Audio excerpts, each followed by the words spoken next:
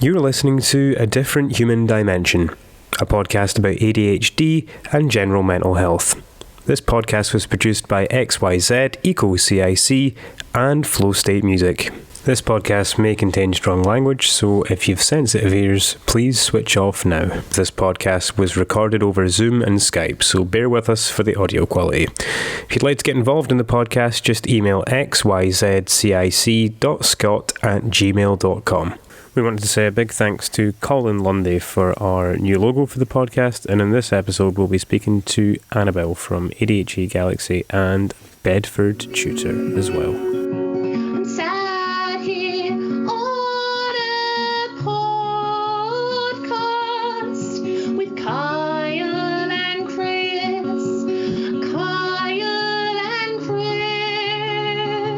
Without further ado, here we go. Mornings and welcome to Different Human Dimension. Well, this week we're going to be talking about the lack of services, and I only can speak from my experience. I am desperately wanting people to signpost people to services they found at work. I'm actually in the midst of just forming my own, base to go and help myself from this. The lack of them, specifically in the west coast of Scotland as well, an area with quite high demand on mental health services. I'm not wanting to brag here, but I've been living over here for 5 years. My family's from this bit, so I'm not trying to rip it or that, but in the last 4 years, I think 2 years ago, it took the crown of the most deprived area in Scotland, Inverclyde. Okay. I didn't move there for this reason. It just so happened my life fell apart and I ended up landing over here, which was supposedly where some of my family was from. But when I was over here, I can see how different it is from... Well, I'm originally from Orkney, so I've seen the health services up in Orkney, and it's for a lot smaller community and size-wise. And I've also lived and been brought up in Edinburgh. And I could... Seriously, you can tell the difference of the lack of investment into a lot of services over here.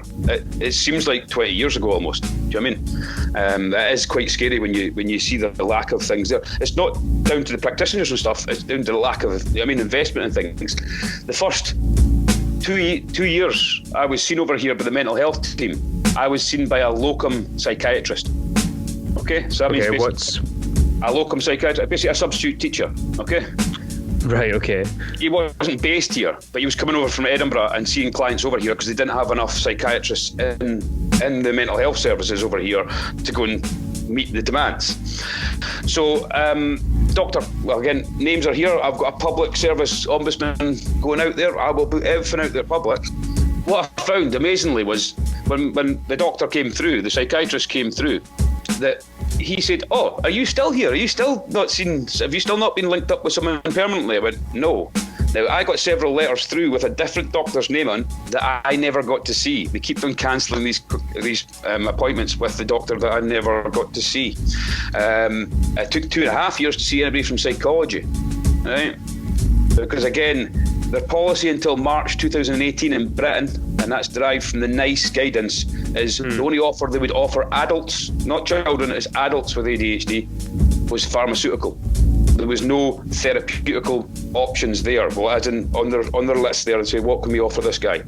2.5 years to wait for something like that is, insane. And I guess the services like that, especially in that area, are stretched thin. But I mean, if you've got specifically with mental health, whether that be ADHD, depression, bipolar, anxiety and stuff like that, if you've got to wait for 2.5, it's a long time, man, if you're struggling, well, you know what I mean? In 2.5 years there, right? In the space of, never mind the 2.5 years, I was diagnosed in the space of the first 5 months of me pushing to see. I mean, I had nothing else on. It was at the same time the divorce. All my life had came apart at the same time.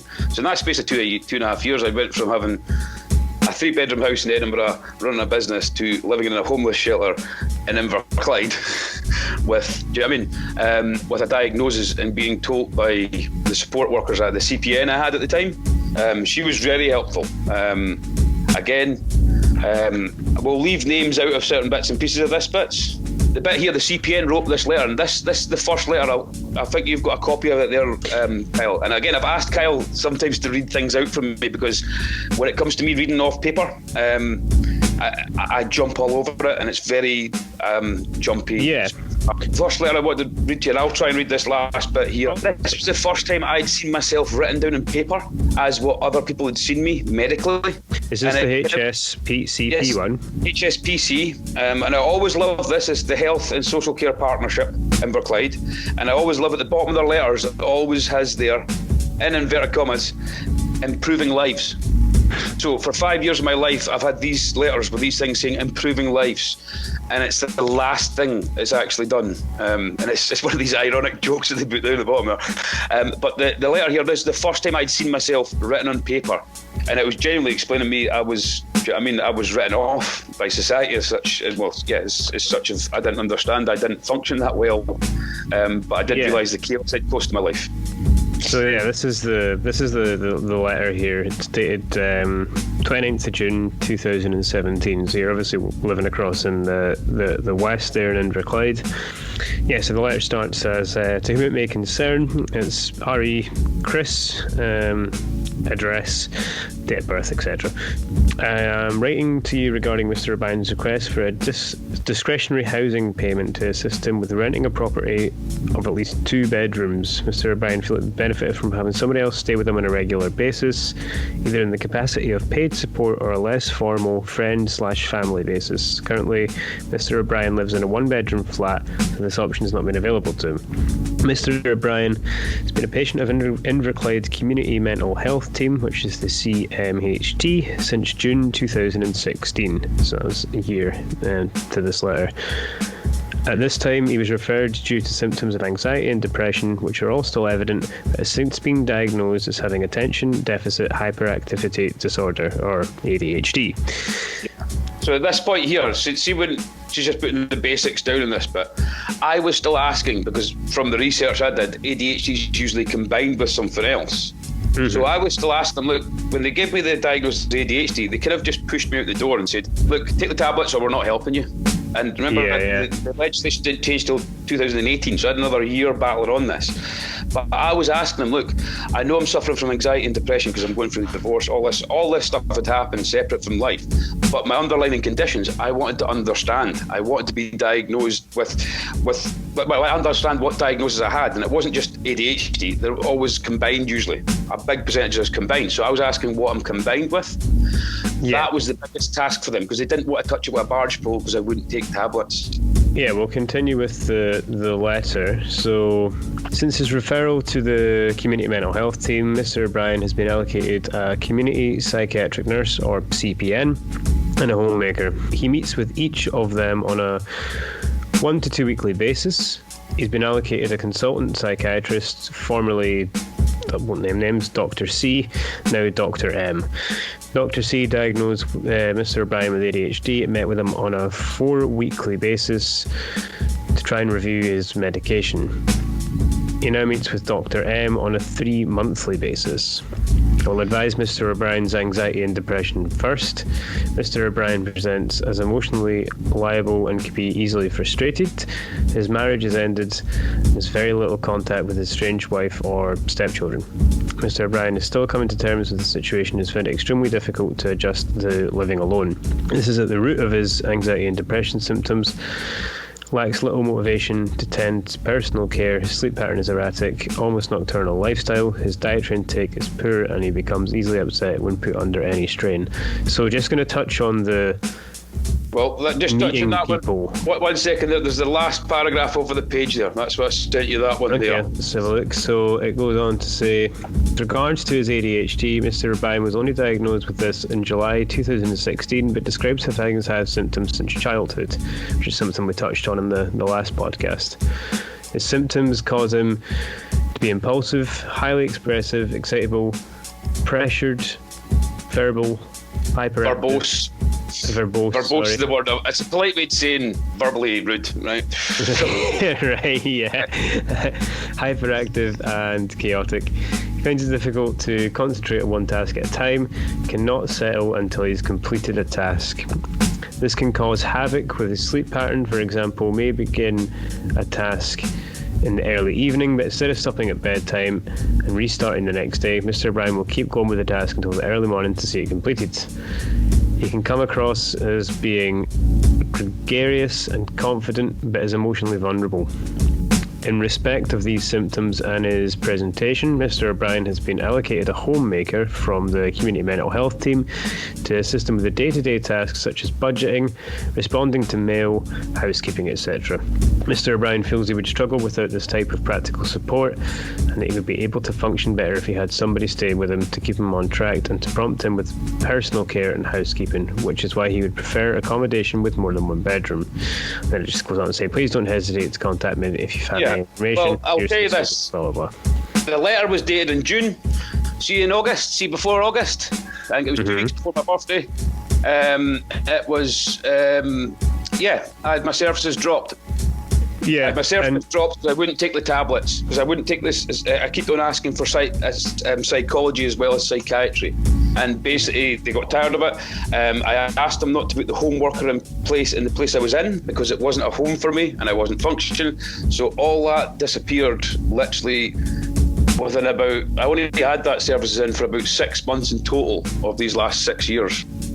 Okay. And I functioned in some form there to try and build something back for myself, but obviously life was completely different than what it was before, because I didn't have children or a partner and stuff, and I had conditions to deal with, and I didn't have any help with them, because the medication side, at age of 35, getting given tablets from the doctors that is high strength methamphetamine hydrochloride, right? Now, if you've been taking them since you're a kid, you might be used to them. But as an adult taking them, I took them for over 3 months, and I noticed a dramatic difference in how I functioned.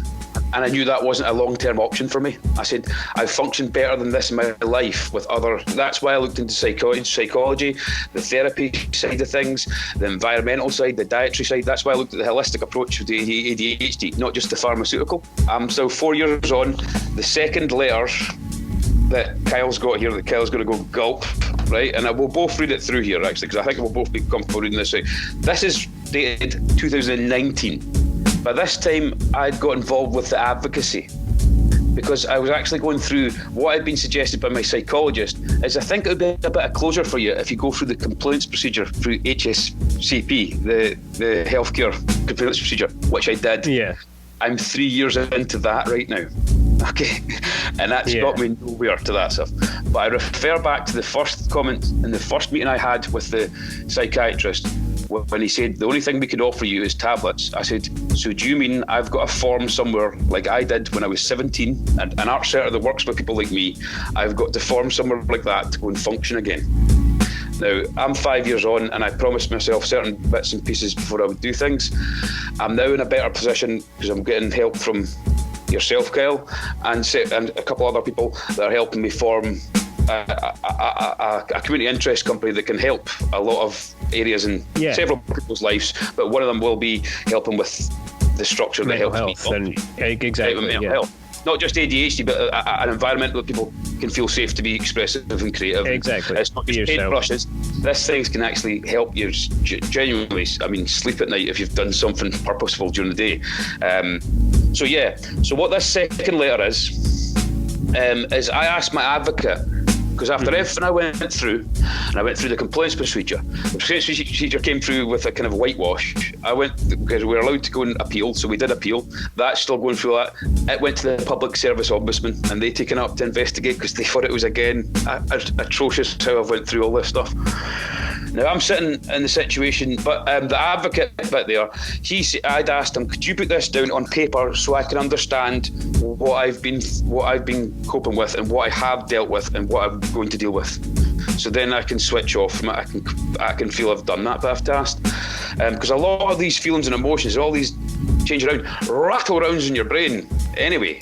Never mind having, the different wiring, the different chemical balance. Yeah, and I guess by doing this as well, I'm sure there's a lot of other people listening, not necessarily in the west coast of Scotland, but from around the UK or abroad. This is more kind of Scottish and UK specific, but just to kind of the waiting lists, and if you're not really into taking pharmaceutical, again, medication warning, like medication and stuff, like how difficult they can make here goes one for you. Here goes one for you. This is one for you, and this is why we definitely put the medication trigger on it, right? So for me, and the way my brain functions, right?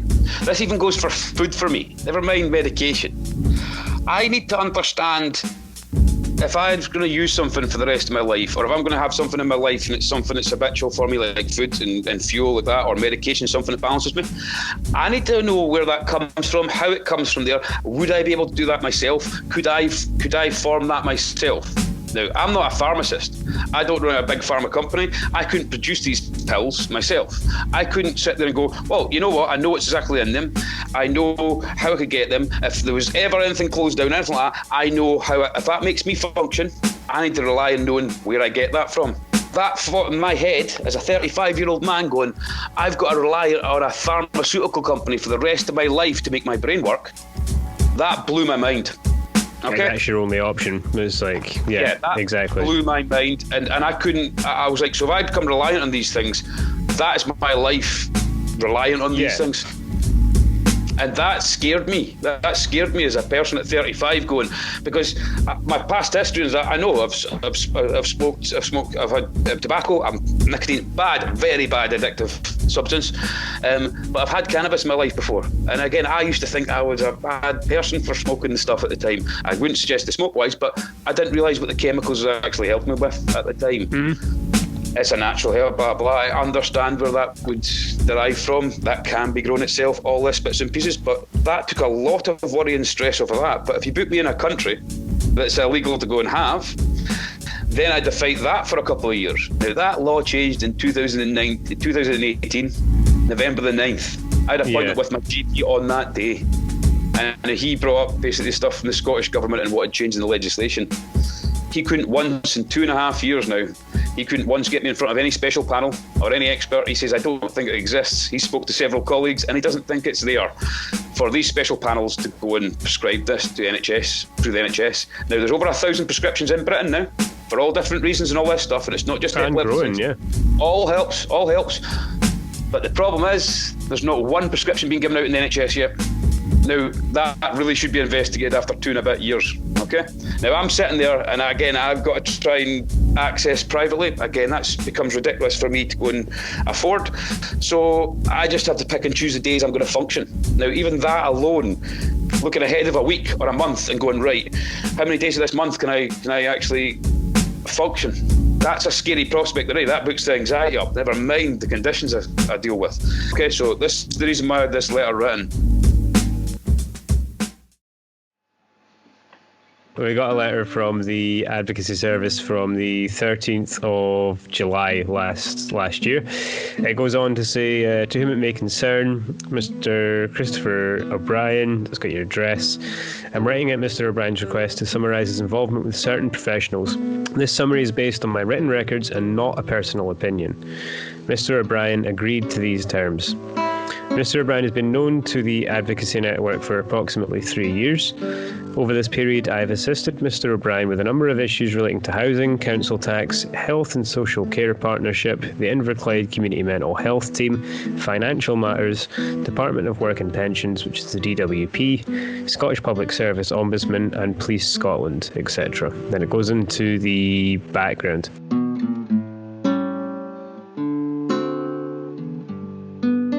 Prior to moving to Inverclyde, Mr. O'Brien resided in Edinburgh.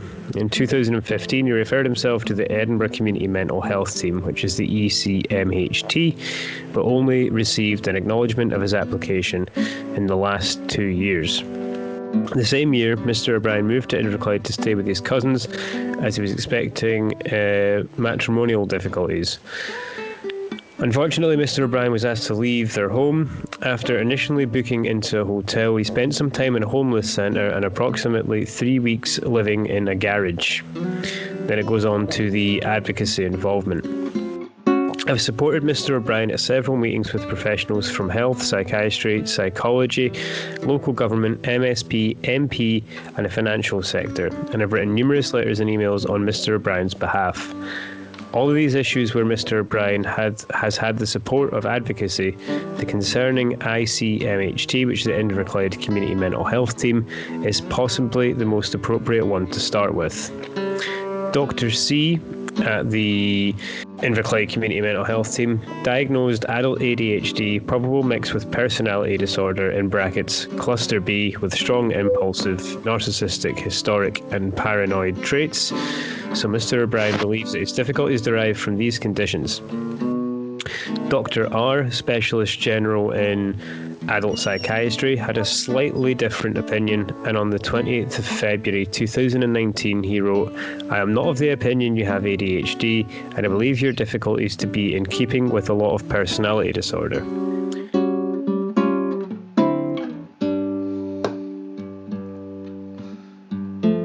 On the 14th of January 2019, Mr. O'Brien's then partner accompanied him to an appointment with a psychologist. This was the first time Mr. O'Brien's partner attended such a meeting. She later explained to the advocacy that she was appalled by the psychologist's lack of empathy and his total disregard for Mr. O'Brien's feelings. She stated that the psychologist constantly spoke over him throughout the session, which ended prematurely due to Mr. O'Brien becoming extremely distressed emotionally. Mr. O'Brien's partner was infuriated. She wrote a letter which was included in Mr. O'Brien's complaint against Inverclyde Health and Social Care Partnership. He is no longer in this relationship.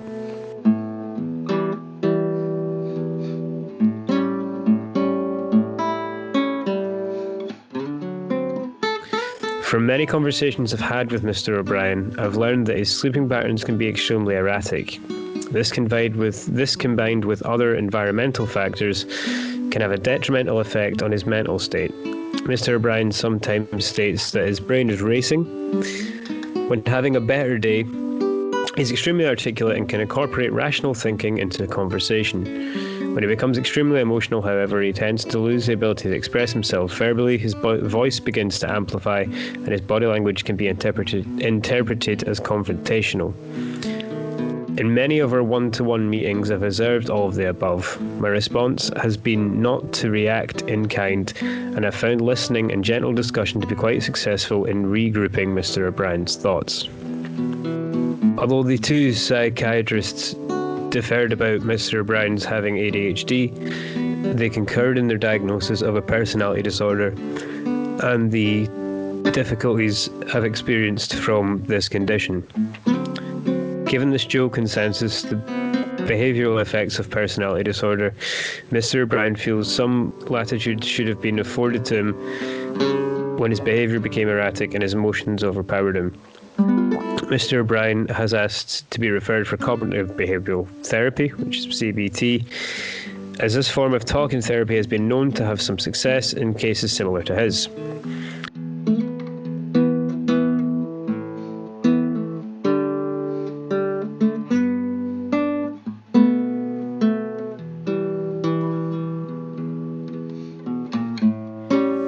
When his request was not granted by the Inverclyde Community Mental Health Team, he sought a qualified person and funded this service privately.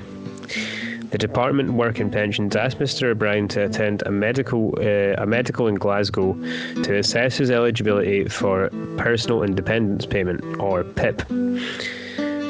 Advocacy assisted Mr. O'Brien to travel to this appointment. The journey to Glasgow was uneventful, but when we reached the venue we had to wait as it was lunchtime.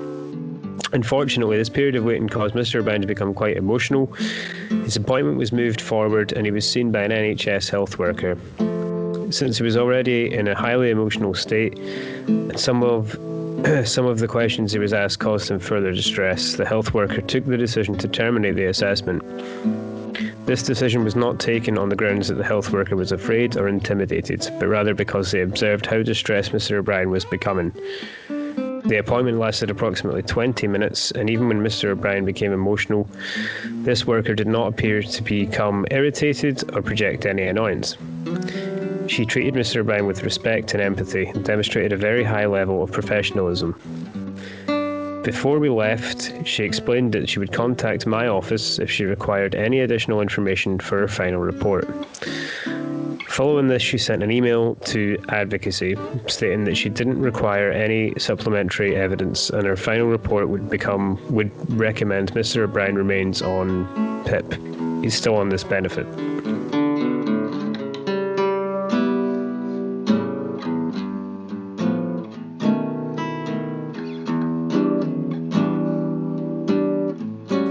Mr. O'Brien would like to highlight the difference in attitude between this health worker and several of the staff employed by the Inverclyde Community Mental Health Team. The PIP assessor did not become confrontational when Mr. O'Brien was agitated. She maintained a disciplined manner and spoke to Mr. O'Brien with a dignified tone. She could see how distressed he was.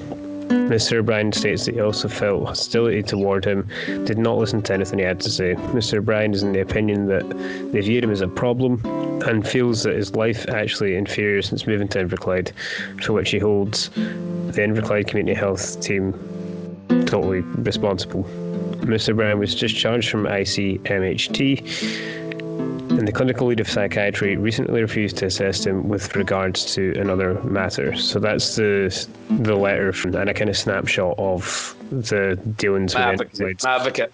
Okay, it's quite hard me hearing some of that, but well, not hard, but I just go through the emotions. I know the day I was at, I know the bits and pieces there. And thank you, buddy, for just getting up at the time and starting making a big yawn noise whilst you're reading. That's why I pressed the mute button. On that letter's note there, now, I want to put out to people out there from that letter there that there is services out there, but our NHS is not providing them, as far as I know, in this side of the country. And even when I investigate into the rest of the country, I found there was they were doing a pilot scheme called Sparks Project over in Edinburgh, and I asked them to be referred to that. That was started in 2017. And they were looking to work with occupational therapists and the non-pharmaceutical intervention with adults with A.D.H.D. They did the pilot projects, and they were going to roll out in 2 areas of Edinburgh, and then they were going to roll it out citywide. And I tried 2 years ago to try and move to Edinburgh for that reason. 2 years it's taken me still not to be able to move, and before pandemic, again, a lot of things are difficult, but I was willing to move across the country to go and try and access services. And again, there were only pilot services. Yeah. Yeah, I mean, that letter as well was like having to go the private route because it was just not. And the hardest thing is when you go to the private route and you find that it actually helps you, and then you can't afford it. Yeah, and it's a so I've been 2 years now not being able to afford it, and I'm sitting there going, I know there's ways that can help me, and it's not, I don't want to help myself. It's just, I know I don't function on my own properly. As in, not on my own as in someone's got to hold my hands all the time, but we're tribal animals. I mean, we're tribal setting. The community's gone in a lot of different senses and forms, and that's what got brought up with me making the community interest company with yourself and so on there. That's what the Arcadia's in this world. The venue I made before. I made a place up in Orkney called The Venue. It was there to go and help people like me find purpose and find an outlet. Find an outlet to feel even normal in one place, because a lot of people find a peace and calm and balance in lots of places. Well, a lot of us don't find that in a lot of places. So anyway, that letter there hopefully gets a wee bit of background, but I'm not on this. This is partly therapeutical for me, this podcast, but partly I'm wanting to share my story for other people to go and find a way to go and share their stories. Now, when I sat there with these doctors and I said to them, look, I'm going to find a way that what you guys are putting me through, you'll remember me, because this is not the way you should treat people. No. And that's why I asked the advocate to go and write that letter for me, because I didn't know how I was going to express this. It's not about publicly, it's not about getting it, it's about just being able to go, look, this shouldn't happen. And I went having through it all the route of, for your own reference as well on one my own bit of reference, paper, you know. At one point when I got a lot of this set down, I used to have it sitting on my worktop in my kitchen, so when I came down in the morning I could look at it and go, oh, I'm dealing with the stuff I've got to deal with, because I would wake up remember at 35, it still took me 2 and a bit years to wake up and go, oh, actually I'm functioning with ADHD, I'm actually functioning with something different. I wasn't going, right, where's the kids, where's this, that and other, and 2 and a bit years, still not waking up thinking, where's the kids, I better get them ready for school. Do you know what I mean? I had 2.5 years of doing that, okay? Yeah. That is a mad one, having that every morning, waking up, trying to get your kids ready for school when they're not there, and then having a whole depressive episode every morning, realising you've not got kids to get ready, right? But that bit there, I had to pick myself up from and do the bits. That's why the last 3 and a bit years I've had Buddy in my life. I wake up in the morning, he's getting me ready. I've got to get him ready. It gets me to get ready. But if I didn't have that, I had nothing to kind of focus on. That's depression, anxiety. But the ADHD bit makes it very hard to focus on what your purpose is supposed to be doing in the first place. So having that creative outlets in my life through the art centres I've had before, I've helped found and start and run. I realised that was part of the outlet I had. That's why, when I mentioned before, a lot of my mum's work with special needs and learning difficulties, I was around them environments all my adolescence and all that stuff. So I didn't notice the difference in me until it came to the fore of when I realised in social situations when I'm in my 20s and my 30s, going, how am I the one sticking out like a sore thumb to other people? Other people were looking at me going, wow, get Kris in, he's got all the energy. He's your icebreaker. That's why I was nicknamed to some of my good friends the icebreaker or the crazy monkey, several languages, because they just got me. They just got this energy came in the room. And that's me. That's all me. See, the bits that destroyed me in the last week was the depression and anxiety that came on top of realising the bit of me that gave all that to the world didn't allow me to go and look after myself like my peers did. Look after themselves. But I could look after other people. But yeah, that thing's there is there's some guests we're wanting to get on this and talk about ways they're finding a way to express themselves, because there's a lot of people out on the internet now, and I mean a lot of the social media platforms and all that stuff weren't about there. Yeah, and speaking of guests, we have Annabel from A.D.H.D Galaxy and Bedford Tutor as well. So I'll introduce her just now and we'll have a wee chat. So Annabel, I guess if you could just give a wee sort of like background about yourself and when were you sort of diagnosed with ADHD? So, my parents thought I had ADHD when I was about 6 or 7. I was quite a difficult toddler, and when I was a really energetic child, to the point where my parents found it quite hard to keep up with me. When I started school, I liked school. I had no particular issues with the academic side of school, because if you put me in a room full of people, I become really well behaved, because I'm quite a perfectionist, and I'm also quite a people pleaser. So the more people that are in an environment, the more my behaviour tones down to fit in with the people around me. So I'm quite good at masking that. In school, I learned quickly that I wasn't going to get away with being naughty, because I was naughty at times and I didn't get away with it. I had a really strict head teacher, and I learned very quickly that I had to mask the hyperactivity side of it. So, but my parents, because of what I was like outside of school, and even in school to some degree, they were convinced that I'd got like hyperactive ADHD, because I was constantly on the move, constantly exploring new things, asking myriad questions. It was just like this whirlwind. That was how they described my childhood, was like a whirlwind. I was really untidy, chaotic, like everything you'd expect. And my mum ended up going to a meeting about ADHD when I was probably about 7, and she came away from it sort of like, oh well, she can't have it because she sleeps at night. Because I slept well. I've always had sleep where I have a lot of dreams, I kick around a lot, I'm quite active in my sleep, but I still do sleep. I'm not a person that struggles to get up. I can struggle to get to sleep, but once I'm asleep, I'm usually asleep. And if I wake up, I go back to sleep quickly. So COVID happened, and I had to turn my business online really quickly. And it was a case of I coped because I had to, but everyone else around me seemed to be coping better than I was. I was struggling with the fact that I was now doing everything online, and my attention span was just getting worse and worse because it was all online. And I spoke to a friend, and she's like, well, you know what I said when you were 21? I thought you got ADHD. I was like, I haven't got ADHD. People who have ADHD are people who do badly at school. I can't have ADHD. She's like, Annabel, I work with people with ADHD. I think you've got it. I'm like, no, I so haven't got ADHD. So we had this kind of, my friend and I, she's been on about it since she's met me way back when I was about 20. So then you know, when you start to sort of explore something a little bit, you start to sort of look at it a little bit, and I'm thinking, I'm reading a few articles about girls with ADHD, realising that quite a lot of them did well in school, quite a lot of them got good grades, quite a lot of them did this and this and this, and I'm looking back thinking, maybe this is a possibility. And so on the 25th of June, which is my birthday, I posted some school reports on Facebook as a laugh. We were just coming out of the quarantine situation and we were all starting to do more, and I was meeting up with friends and stuff. And one of my friends who's a GP, she took one look at this school report. It's the one I sent you, Chris. And you know what I've said about your hyperactive behaviour? Now I can see that you had it when you were a child. It's clear that this isn't something new. This isn't something that came on when you were 18. This has been going on since you... It was one of my friends in my 30s that had a medical background that pointed out to me. I'd not seen him in 10 years. And he went, "You're still like you are when you were a kid." And I went, "What do you mean?" I thought it was normal.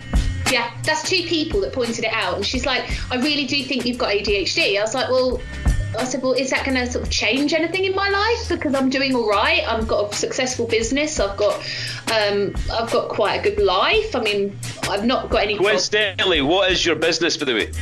I am a private tutor. I'll tell you more about that later, though. Yeah, I know. I'm just saying, coincidentally, your business is to do with your lifestyle. That's why you didn't notice it so much. Because if you worked a 9-to-5 job, you would have found it very difficult. Yeah. So I looked at this school report and I started to see sort of keywords like Annabel needs to get better at listening. Annabel they're struggling with friendships because of her personality. Annabel distracts others around her when she's finished her work. Annabel struggles to avoid starting work early if she's interested in the subject matter. All of these things pointing towards predominantly hyperactive impulsive ADHD, which I would have had in school. I know I would have been that subtype in school. So I look sort of more into my past, and I asked my parents quite a lot about, like, what was I actually like? Why did you never take me abroad on holiday? Why did you never do like these kind of things? And they're like, well, you were really hard work. You were such hard work, but you were academic, so you did really well in school. That was like your place. That was where you focused when you were in a classroom. I'm still the same. I can't focus in any environment but a classroom. So one place I can be focused. I don't know what it is about a classroom, but I'm such an extrovert. I'm a competitive person. So if there's lots of people around me all doing something, I've got to be the best. So I will work. My brain produces dopamine when I'm being competitive, and the classroom's like an ultimate competitive environment. So anyway, I thought, you know what? My friend Helen, she said, well, you don't need a diagnosis because you don't want to go on meds. I said, the thing is, if you were told that you thought you've got something, would you want to know or not? Especially something psychological. I said to my mum, Mum, I really do need to know about this ADHD. You've been flinging these letters around since I was a really small child, as I now know. So I'm going to book up and I'm going to get assessed. So obviously it's in the middle of COVID. So I'm thinking, well, I'm going to have to find someone who's going to do it by a video call rather than me going somewhere, because I'm never going to get a flipping diagnosis at this rate. And I needed to know because I'm really impulsive. So I book up this appointment with Psychiatry UK, who do the majority now of assessments. And I looked at their reviews and I thought, yeah, they seem to know what they're talking about. And I purposely booked a psychiatrist who was older and had a lot of experience dealing with adults with ADHD, and someone who had their own practice, and they know what they're talking about, frankly. So we did all these forms.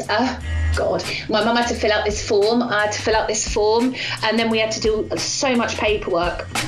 And I had to do this rating scale and things. And the more I'm doing, I'm thinking, God, I've got all of these things, haven't I? Literally, the only thing I didn't get was the forgetfulness, because I'm not forgetful. But there's a reason for that. There's a reason I'm not forgetful. So I was ticking everything off, thinking I'm probably going to get this diagnosis based on this report. See, they were saying about the forgetfulness, right? It's about the recall. Yeah. That's what I found. I've got a memory that I'll remember something, a conversation I'm having with someone 15 years ago when I see them again, blah, blah, and how you remember that? But I couldn't recall it if I tried to. It's like having a DVD remote control for a Blu-ray player, and you're going, but you're there. You've got it totally in there. We soak every bit of information in. Oh, no, I would say that. I'd say I'll talk more about that later. But so I had this 17th of July, 2020. I will have that, remember that date for the rest of my life. It is my grandma's birthday, so it does make it easier to remember. But I had the assessment, and I had it early in the morning, so I knew if I had it later in the morning and I had to wait for it, I would just be a wreck. There's a thing with ADHD is that neurotypicals just don't get. If we know something's happening, we can't think of anything else. It's called waiting mode, and it's on all the groups. Like a normal person, so I shouldn't say normal, a typical person will be like, oh, that's happening in 5 hours. We better do it. A muggle. We've got a few things to do. Yeah, muggle. We've got a few things to do, like before. I'm sure you know this, Carl. Oh, it's happening in 5 hours' time. I'll do this and this and this and this. And you don't really think about the other thing. Well, and I ain't like that with us. If we're doing something, that's all we think about. We muddle everything else. What's our chats like on WhatsApp about the podcast or about the business or so? What's it like? Am I patient? Yeah, I need to tell Kris to sort of like it's okay. You can chill out tonight and leave it until tomorrow. You know. No, we can't do that. That's I know, but I've got to get someone to tell me. I've got to get him to tell me in writing. Writing. No, neurotypicals. I want neurotypicals to know, because genuinely, I'll be honest with you, I do struggle. I can't tutor or coach people on the autistic spectrum because of the rigidity and the order that I so wish I had in my life but don't have. But neurotypicals, I've got loads of connections with neurotypicals. I've got no issue talking to people who are neurotypical. But what neurotypicals need to know is we don't have the ability to wait for things. Uncertainty is terrifying when you've got ADHD, far more than it is if you're neurotypical, because I can't put together in my head time. And I've only just realised this. I'm so strict with time. Everything has a place. Everything has a slot in my life with time. Because if I have anything less than a rigid structure, I would probably spend the entire day doing something, not knowing what I've achieved. If I have a rigid structure, everything gets done and everything gets done properly. It's a coping mechanism. Yeah. Neurotypicals don't get it. And I really would like to get out there to people who don't have ADHD what it is like having to have a structure. It's the only way you function. That's why school worked for me, because I got given a timetable. But the structure we have is not ABC. No, it's not.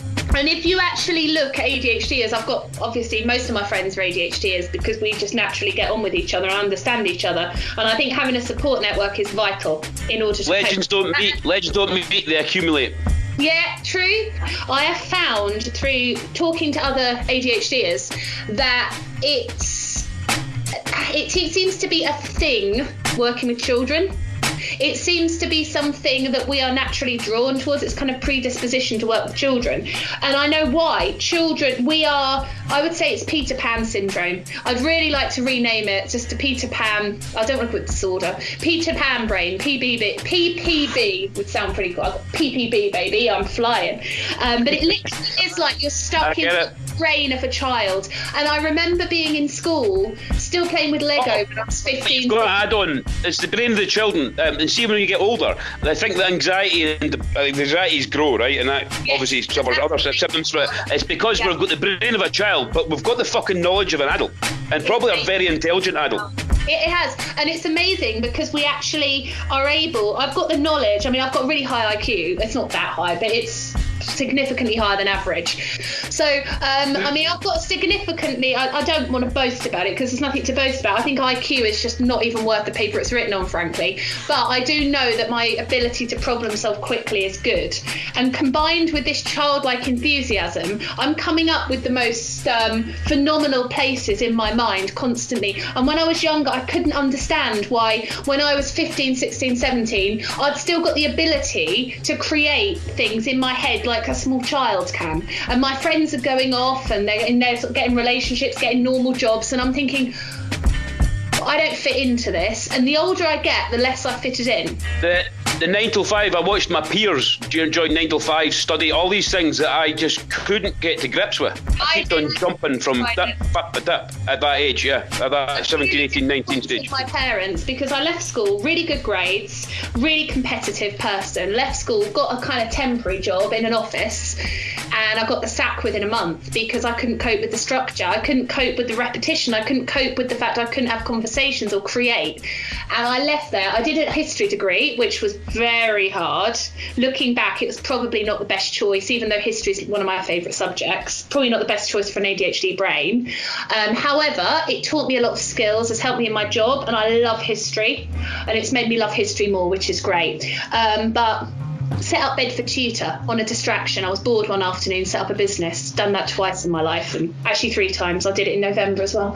And for the first time realised, actually, I love working. I've just got to work for myself. I can't work for anyone else. I've got to do it my own way. I've got to do my own logos. I've got to do my own website. I've got to run the whole ship, because at the end of the day, I need to tailor this to something which is working differently. And I never knew why it was working differently. I'm just thinking, well, am I autistic? And then I look through like the symptoms of autism, thinking I'm definitely not this. I really do not have a problem with people. I've got a problem with managing myself, not managing how I react to other people. And I'm thinking, yeah, people are a problem, but how is it I'm so empathetic and understanding? Can you sort out someone else easier than you can sort out yourself? Yeah, that is the problem. People have always come to me. At school, I was chosen as like a peer mentor to help other people. I was chosen as like a coach at school. I was chosen as a person to help new students. Then when I left school, I became a tutor, a coach, a mentor, a psychiatrist in some ways for these kids, it feels like, because I'm the one diagnosing them before they get diagnosed. I'm the one saying to the parents, I think your child's got ADHD or dyslexia or dyscalculia or whatever. And I've always been able to help people. Friends always come to me if they want advice for something. Yeah, can I sort myself out? Well, I have actually. The last 3 months I have sorted myself out. And but it is a case of the fact I haven't known. ADHD. You've been dealt a different set of cards now, right? And the set of cards you've been dealt with. What I found 5 years ago at 35 was I'd dealt a set of cards, and it made me an explanation, not an excuse, but an explanation. Before I'd been making excuses for myself, not doing things. It gave me an explanation of going, that's the bits I can't do. So that's why I've got to ask good friends to go and help me in things I can't do. And then the things I can do well.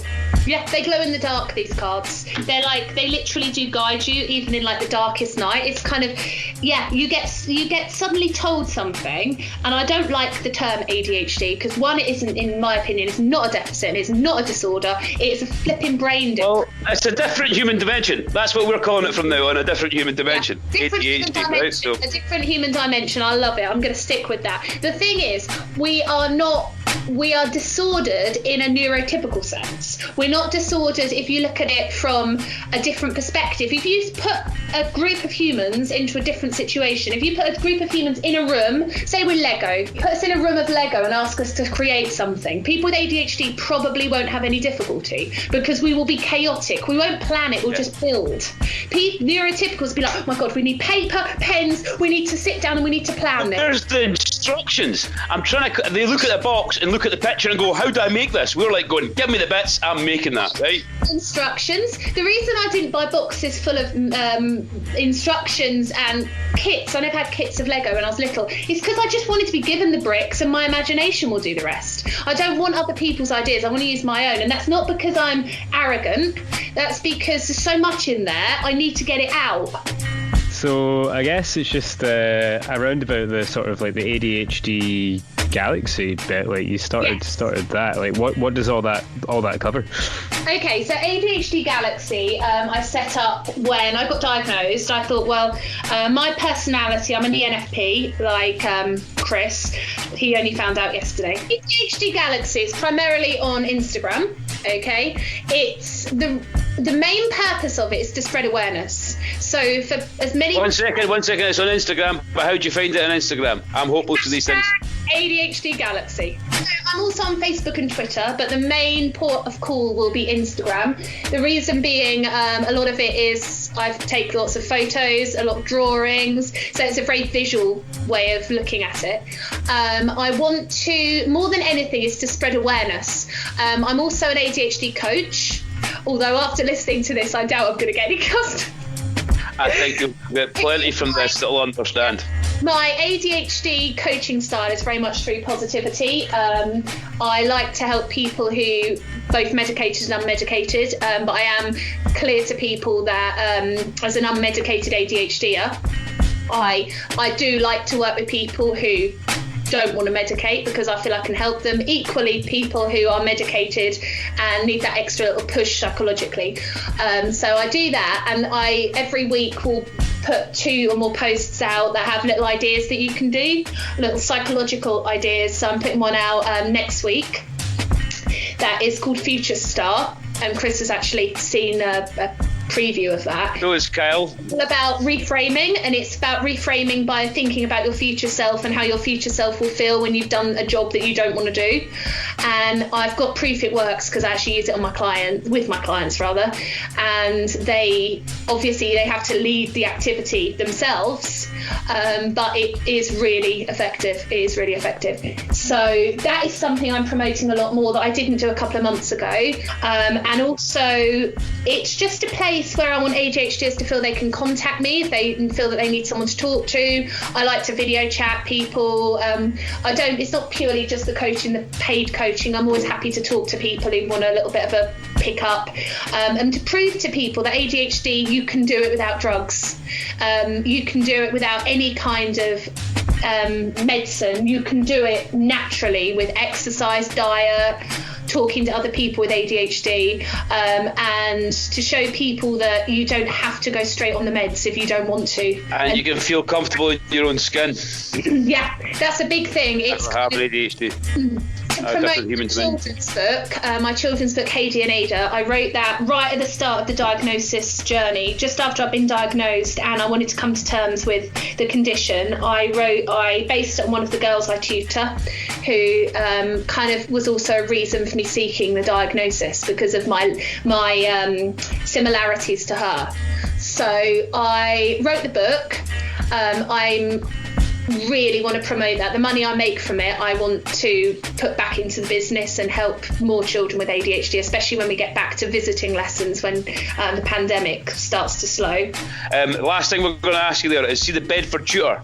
What's the way you can look at that? What's the way you can find out about Bedford Tutor? Bedford Tutor is my business, which I set up when I was bored one day when I was 21, which is typical, isn't it? And Bedford Tutor is all about I was quite largely unsuccessful getting a job, so I kind of set up my own business. I set up a children's entertaining business when I was 15, 16 in the library at school because I was bored, and then I was bored again, so I set up Bedford Tutor thinking it would just be like a part-time job, but it's my full-time career. What I do is when it's normal situation, I've got my own fully equipped classroom that's ADHD friendly, and we tutor children in a hands-on way, and we use things like Lego. We use so many different resources. I've invested my life into it, and then at the moment it's all online, but it's all about teaching children in a different style. It's a kind of engagement rather than worrying about what they learn each lesson. I focus on getting them engaged. My aim is to get them engaged in learning. If they're supposed to be doing multiplication and we end up doing addition and subtraction, if they're engaged in it, that's the success. It's not, we don't have the objective-driven approach that the schools have. It works because of the style of children we tutor. We tutored mainly children with either confidence issues, ADHD, dyslexia, dyscalculia. We don't do children with autism spectrum because the nature is extremely spontaneous. And it could be overstimulating. It doesn't really work for children with autism, unfortunately. We'd love to think we could, but with my personality, it's not usually a very good fit. Which I hold my hands up. It's me the problem there. Well, it's personal oriented. It's a personal service, so it has to fit. It's a great job to have. It makes me a good living, and I love it. I can work from home. I don't have to commute. It's brilliant. It's so at the moment, are you still working online then? Are you still taking on online? How can we contact you on that? Bedford Tutor is just to go on to bedfordtutor.co.uk. Okay, just making sure that's clear. We can hear it all there and we've got it. UK. I do it all over the UK. I tutor people in Saudi. I tutor people in Dubai. It's a case of if the time zone difference works, obviously I promote it mainly to the United Kingdom because of the nature of sort of the education system. United Kingdom's pretty much the same wherever you go. But in terms of, I will tutor abroad if I need to, and I love working with kids abroad. But I'm doing at the moment probably about 7-8 hours a day of tuition still, and with the admin, probably 6 hours of tuition, a couple of hours of admin each day. So Annabel, Kris mentioned you had written some poems and some poetry as well. It'd be really cool to hear one of those if you're up for it. This one is one that actually is about how my brain feels and how it links ideas. Yeah. It's not rhyming. Serenity and mystery, calm a desire, which holds meaning in the minds of those who exist in singular line. Moving with grace on a linear bridge between ideas, concepts, plans. I hold them close like gems, as though their skills transmit by osmosis into a mind which cannot realise time in its incomprehensible design. Moving to a place in a future which, like a circle, exists outside of there, everywhere, all at once or never at all. My mind twists strings from forgotten things which construct patterns, clues like footsteps in the snow, above, below, everywhere. They never start, never end, but are always a part of a misunderstood circuit board, clumsily installed to fit in a bubble of standardised art. Serenity a promise, calm a belief. My mind exists, chasing syntax, to relieve the burden of an unfinished story. They said was a waste, unless underlined in scheduled haste. I sit back with cluttered rhyme and chaotic mind as their lives strive once again to complete a paradox in time when all around circles form from single line. I want to explain what it's like to be me, the girl in the room who has ADHD. I can smell every scent, I can hear every sound, sense the turn of the earth, feel the pull of the ground. My brain thinks in bubbles, which appear and then pop. My mind's always active, it won't sit and stop. If I'm engaged, then my brain calms its pace, and I find in the chaos a new quiet place. But when my thoughts crash and emotions collide, my outer is numbed by the turmoil inside. I sense all the feelings and take all the pain, feel the pull of self-doubt in my paralysed brain. When the sun shines above and lights up my inside, you'll see wonder and joy as I bask in a pride. I can work with a passion, do my jobs with a spark, but the boring is felt as the coming of dark. Just try to remember, I'm trying my best, but my brain isn't able to slow down and rest. I will never stop thinking, I can't feel that calm, but I'm here to make friends. I won't do any harm. I just want to explain what it's like to be me, that girl in the room who has ADHD. I've written loads. That's only one of them. I've written loads more. Big thanks to Annabel from A.D.H.D, Galaxy and Bedford Tutor there. We'll be featuring more of the poetry and bits and bobs in further episodes to come on A Different Human Dimension.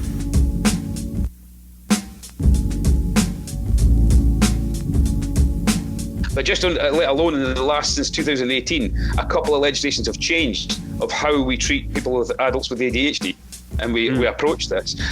That's changed, but the system's not changed. Well, the national system's not changed in this country.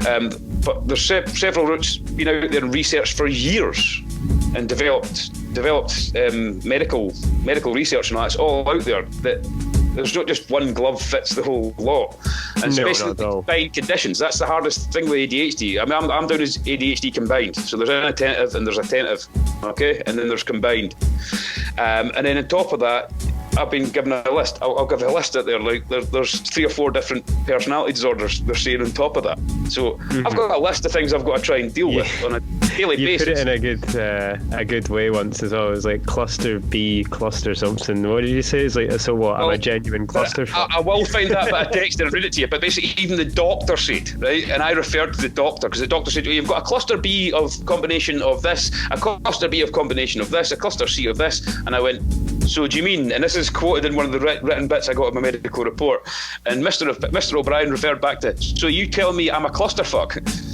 So basically that's basically I'm a psychologist wet dream on paper, I think. That's what it said there. I went, thanks guys. Yeah. Like, man, this is like 36 now. I'm in 2 years going through this mental health process now. I'm sitting there going, wow. All these labels and all that stuff, I'm not looking for the label. I wasn't going in for the label. I wasn't going in for the pills. I was going in for the understanding of how my brain was working differently. Yeah. But since doing the Podwise, I've got a purpose to go and contact people for. I'm showing from where my story, it went from diagnosis through to what I'm doing with the diagnosis. Okay, and how am I approaching the diagnosis? Because I just wanted the understanding, so I knew when I was going forward, whatever I go forward with in my life now, I can explain myself better. Not excuse myself, but explain myself to people who might be concerned about some of my behaviours. And that's where, as you say as well, it's like it's not a deficit. It's like it's a positive thing. It's you know, I mean, I don't know about you, but it's peaks and troughs, but there's definitely positives to have. You're one of my good friends. You're one of my good friends. I can say that, right? You're one of my good friends. I've got maybe about 5 or 6, maybe at the most, that kind of get that, and kind of also get that I knock myself because I don't know that always about myself, because I'm so not saying concentrated, but I'm so overwhelmed with the shit I'm trying to deal with. This is the bad shit. That you guys get to see all the good shit. Do you know what I mean? And I'm dealing with all this fucking stuff in between that I'm going, and I'm forgetting I'm reading the toilet. I mean, all these bits and pieces in between that I'm off in tangents when I'm just trying to concentrate on the conversation at the time, and it can be really amusing. And then I can walk away from that afterwards, and then I can overthink to myself that, wait a minute, were they laughing with me or were they laughing at me? And then I'll start laughing at myself the way I've been, but I might be laughing at myself, but they might be actually laughing with me. But it's me that's laughing at myself, you know what I mean? But then you're around and you're talking about borderline personality disorders and all this bits and pieces, eh? But I'm going, oh, thanks guys, it really helped. But it's the reassurance, it's the trigger, not the trigger, it's the prompts. And I was saying about the prompts sometimes. You would have that in a tribal setting. People would bump into, they're a community, the people would communicate with each other in that community about things. But if you're there on your own, and you're trying to function with a society that's very individualised, and it's about, you know what I mean? The prompting wise helps me, as in right now, I'm going, should I be talking right now? Am I supposed to be talking? What was I talking about? Because my mind's totally went from what I was just saying. And I'm going. But it's like, it's as you say, it's the whole like prompt, the prompt things, and I guess like having people that kind of because yourself and a couple of other friends that I have anyway have been diagnosed with like ADHD as well, you know, and it's just like being just able to kind of just sort of, you know, it's just like different, as the title of the podcast says, it's a different human dimension. So it's like, you know what I mean? So see the bit you find there, you might find that from your friends, if they were diagnosed younger and they had understanding families, right? They might have got the reassured about their difference, okay? Yeah. But if you weren't diagnosed earlier and you weren't reassured about that, I mean, there's statistics out there like that. I remember one of the ones I read there, and I might just, but that's not blowing up the bits. On average, an ADHD child by adolescence would have heard another 12 to 20,000 personal character assassinations or personal character, do you know what I mean? Traits taken down about them as an insult to them, right? Yeah. So you can imagine that as a grown-ass adult and sit there and go, on top of that, just sit down in a chair and people are going to come at you and just insult you, character assassinate you 12,000 times. Yeah, for you. See how you feel about that afterwards, right? Exactly. Well, that kid's probably grown up on that right way through to that until maybe he diagnosed and went, oh my God, all them bits I thought I was getting wrong, I was actually getting right. And when you're around people that understand that, you feel better about yourself. Totally. But if you're not, and you're trying to hide all your traits and all your tics and all that stuff, and you're feeling nervous about being yourself, later in years, anxiety and depressions and all that stuff on top of the societal things we've got right now. And that's what's happened with the rest of society. Everybody's popping pills and taking tablets, coffee, cigarettes, all that stuff there to go and get the stimulants, all that stuff to go and somehow come across normal. Or I don't function without coffee in the morning and that stuff. And you're like, okay, well, understand it. Yeah, that's exactly it. It's all about especially like now with everyone being somewhat isolated as well, there's like that suppression of your own mental health and stuff like that. And I mean, for some people, madly so in this lockdown, right? Because we've not really mentioned, we mentioned lockdown that's happening, like it's this third time or fourth time, depends where you are and all that stuff, right? It's mental for me. Because I'm actually feeling more at ease now. Because I've been living in lockdown for the last 4.5 years. Yeah. And then the rest of the world's actually joined in with me. Yeah, you know just that way of like being. Same for myself. Like, it's like you're kind of. It's isolating. Even especially if you live on your own. I've got a few pals that live on their own as well, and it must be hard. Like I'm lucky enough to live with 2 other people, but. I was going to say I would like to say I would be lucky enough because I do have. I mean, my ex partners over the years, they all talk to me, bar one. All the rest of them talk to me, and they know I was always lively and all that. But again, my energy was too much. And we both knew. We all ended it kind of friends. Like the other ones there ended as friends. They know me and still, right? I've got the letter from the other ex there, but I noticed how I jumped from relationship to relationship, and I was lucky to have the gift of the gab in that sense there, but I didn't realise that that's what I'd done until I sat down with them doctors and they went, Mr. O'Brien, we can see your traits here and you didn't function in this bit. And I went, oh right, yeah, that makes kind of sense. But that's what I said to my CPN. I went, look, I don't have to be in a relationship to function. I want to be able to function. And I want to be in a relationship, but I wanted to be able to function myself before I did that. Now, I'm here with Buddy, right? That's all. It's just being Buddy still, right? But I said I would wait my time until I got my teeth into my creative stuff again, and that's why I'm doing the XYZ Eco project with yourself. We're doing a kick project. We will mention that afterwards as well again. But the pod thing as well. This was the first step I was doing to going right. I need to get all this what I've been wearing in my head for the last few years out in the open and find some way to go and help other people that hopefully they can find a way to go and express their stories and tell their stories, or find a way that we can help each other in any ways we can and signpost each other to services that we can even help create or help point the people in the power to go and actually push towards actually helping people in the different variety of situations we're all in. Because the Sparks project was very interesting to me, but before pandemic I phoned them up and they said, well look, some of the teams moved on, some of this moved on, I still can't find a contact for them. So again, anybody that's worked on that one, please, I would mind hearing feedback from that, because it seemed a very interesting project they were doing. But when I contacted the occupational therapy over this side of the country, they said we don't deal with that side of that kind of thing. And I said, well, the NHS over on the other side of the country have done a pilot project and they say it works. I think as a community of ADHDers, I mean, worldwide or wherever we are, Scotland-wide, worldwide really, hopefully, because internet-wise, we can help each other and point each other's in directions and find platforms to help us and share experiences, so hopefully we can learn from them and we can all, what I said to my advocate was, I know I'm not able to get the services I'm needing from the NHS, but I just want to make sure that no one else has to go through that system and get made to feel a burden like I did. Okay?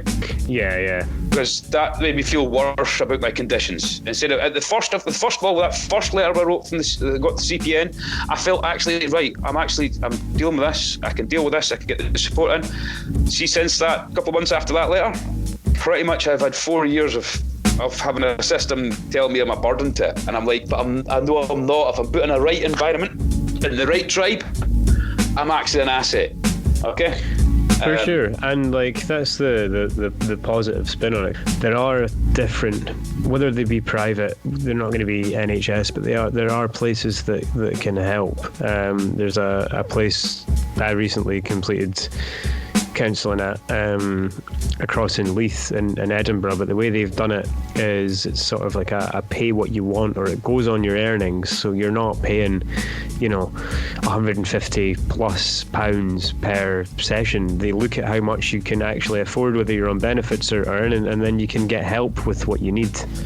What you'll find with this as well, when people go, oh, well, I can't afford this or that, but we say, if you looked at it, if you found a place that was actually within your budget to use, having assessed it there, the knock-on effect of that on your own economy might actually be beneficial, because it might be alleviating some of the stuff that's stopping you doing the stuff that's actually going to keep you balanced or help balance your books for yourself. Local economy thing as well. There's a rebalancer of the economy, the social structures here, the social care structure here that could help people get a balanced economy, a circular economy for themselves to go and actually.